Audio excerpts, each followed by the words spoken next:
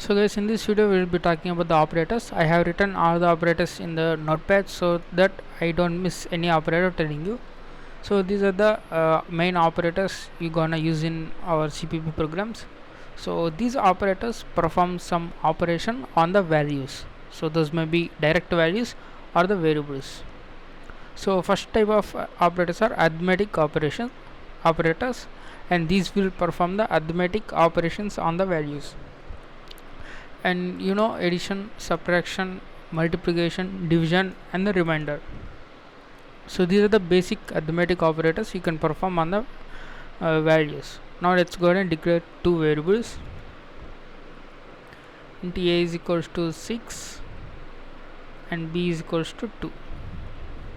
So these are the two variables containing the values 6 and 2. Now let's perform all the operations by using these operators. Now I can say int c is equals to a plus b, and I can say cout c. So I am printing the value of the result of addition of these two numbers. So let's go ahead and run this.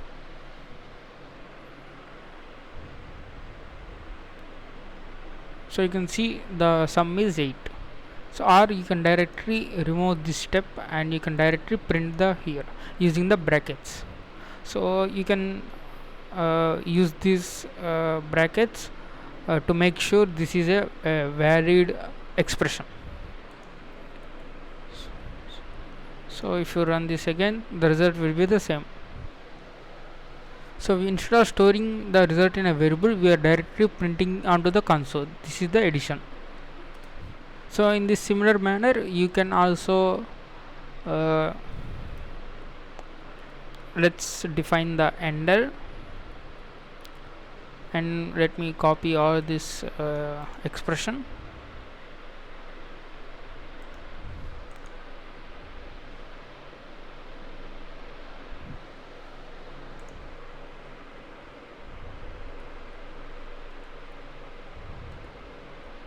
So let me change these operator symbols. First one is addition, and second one is subtraction, and third one is multiplication. It is indicated by star, and division by forward slash, and next one is remainder operation. This is the percentage. So 6 plus 2 addition, that is 8, and 6 minus 2, that is 4, which is subtraction, and 6 multiplied by 2 is 12, that is this multiplication operator, and the 6 divided by 2 is 3. So this is the division. So you can see there is another operator, that is remainder. So normally when you divide the dividend with the divisor, you will get the quotient and remainder. So this normal division operation gives the quotient, that is 6 by 2 3, and the remainder is 0 because 6 goes in 2 perfectly. So remainder is 0, and that remainder will be displayed by using this remainder operator, a percentage b. So let's go and run this and see our result.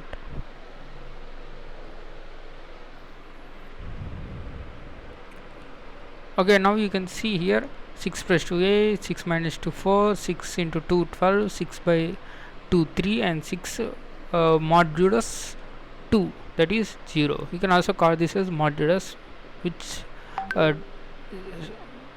only gives the remainder. Okay, these are the arithmetic operators.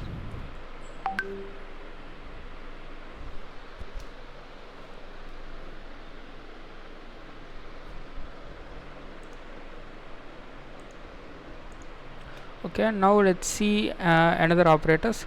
Those are increment and decrement operators. So just for this I am going to comment out.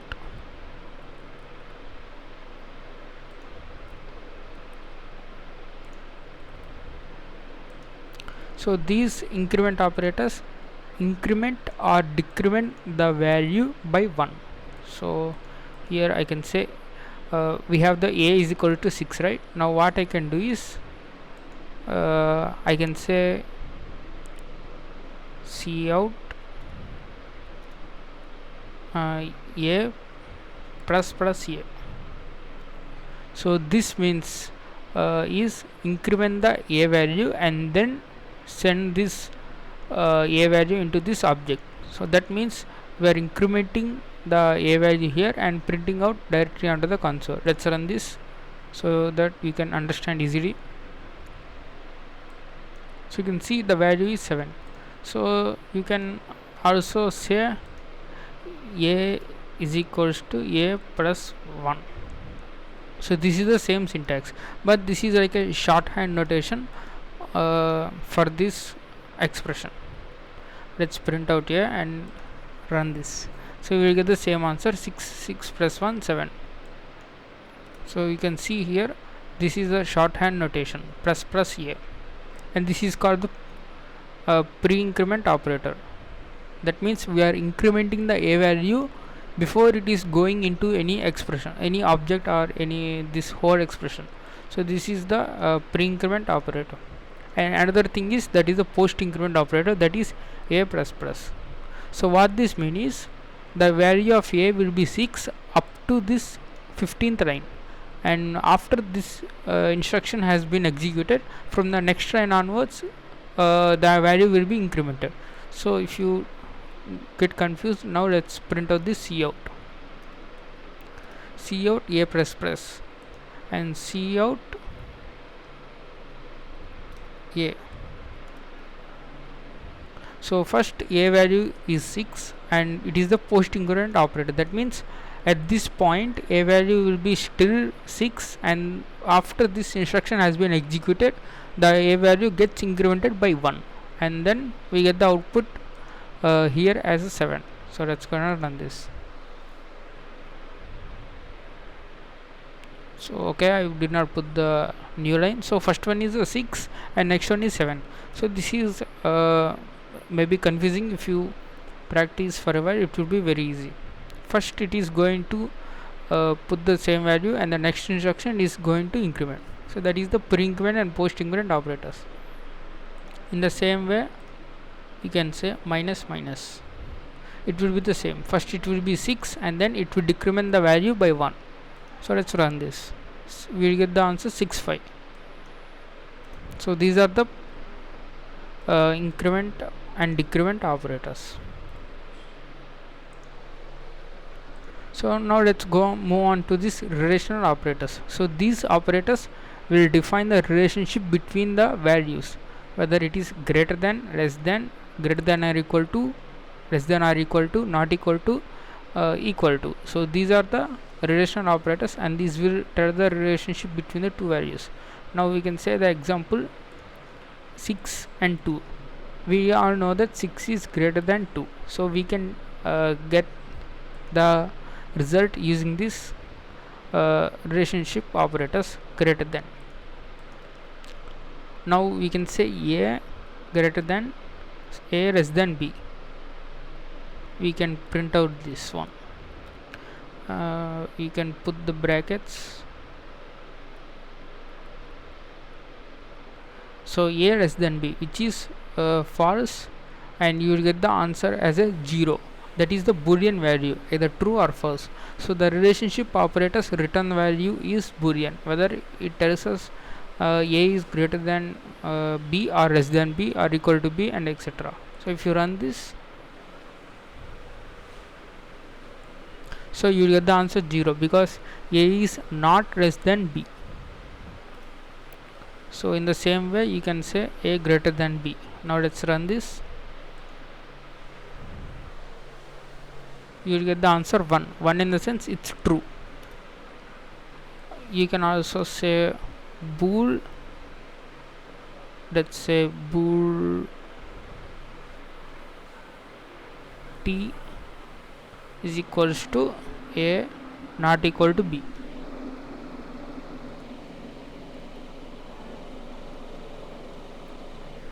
So a not equal to b, that is the true statement, right?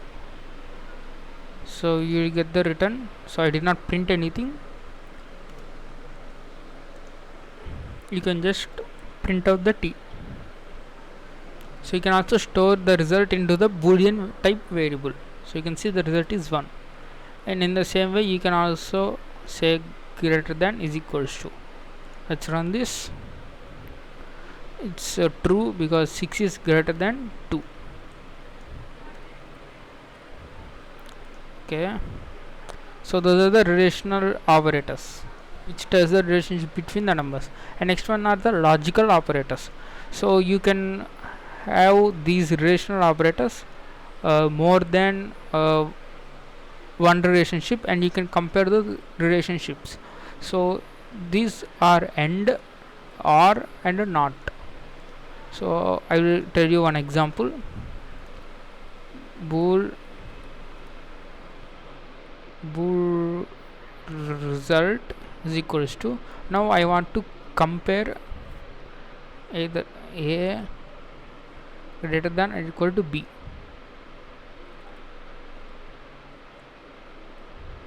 And in the same and also I want to test the expression using the AND, A less than or equal to B. So what this means is, first this expression gets evaluated, that is A greater than or equal to B, which is true, and A is less than or equal to B, which is false. And this true and false gets the logical AND, that means false. True and false, it is false. So if you don't know what is this truth table, you can search for truth tables for logic gates. So you can pretty much open this image, and you can see there is and two values, and we are comparing using this logical operations, and the truth table is this one. So NOT is equivalent to flipping the bits, and AND is like there will be only true case if both are the true. So think of it like this as a two ways. You need to satisfy both the conditions to get to the result. So it's similar way NAND, OR, NOR, XOR, etc. So those are the logical operators. You can combine these relational operators using the AND or NOT. So you can also say, so let me print out this. So you will get the 0 as answer because it is true and false. True and false, which is false. So you get the 0. And you can also say OR. So true or false, it's true. If there is one way true, that is true, and it is not. So not, you can just say not of A greater than B.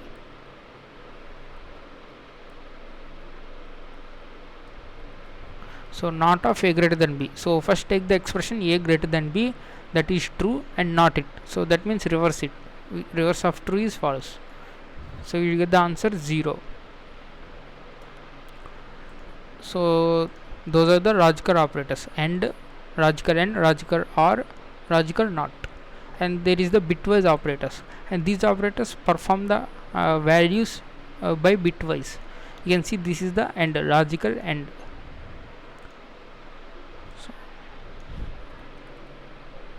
So let me write this. We have the 6 value, right? 6 is equals to, in binary, 84210110. So this is the binary form for the 6, and for 2, 10. So this is the binary form for the 2. So these operators perform the values by bitwise. So AND operation, so it will perform bitwise AND 0 0, and the result will be first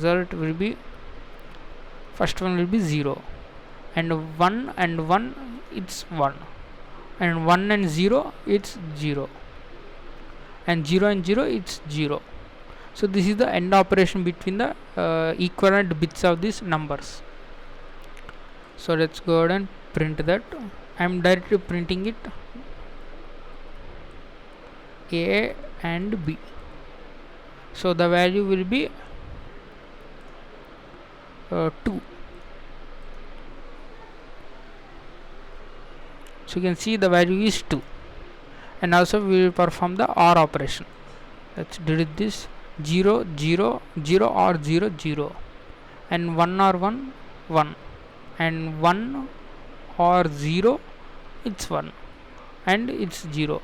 So the OR truth table will only get 0 only if both bits are 0. You can see here first position and the last positions are 0 because both bits are 0, and the result will be 6.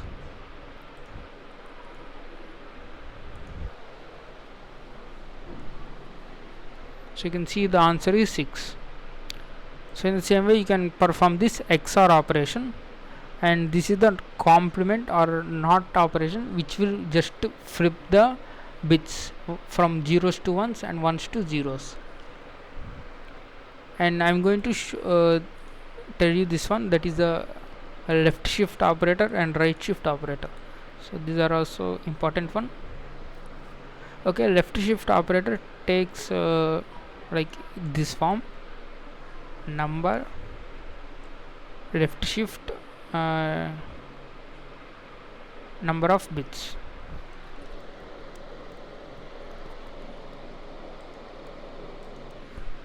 That means take this number 0 1 1 0, and you need to shift these all bits 2 places.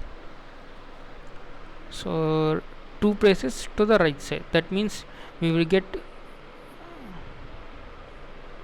let me delete this. Imagine there are so many zeros here. So all you need to do is flip all the bits 2 places to the left. So the resultant will be 1 0 1 1 0 0 0. I think this is the one, correct one. Okay. Okay, I think this is the correct one. Shifting the 2 bits to the left. Okay. This is the, I think this is the correct. Now let's count this. 1 2 4 8 16. 8 16, it's 24. You can convert this number into in decimal, that is 24. So let's go ahead and check this. So the syntax is a less than 2. So let's run this. That is shifting a by left shift 2 bits. So after one first shift, all these values will go left side, and 1 0 will be come here, and the second time another 1 place to the left. So in the same way you can try this right shift. The value will be decreased. So the right shift will be this 0 gets eliminated, and it will be finally, I think, 1 1.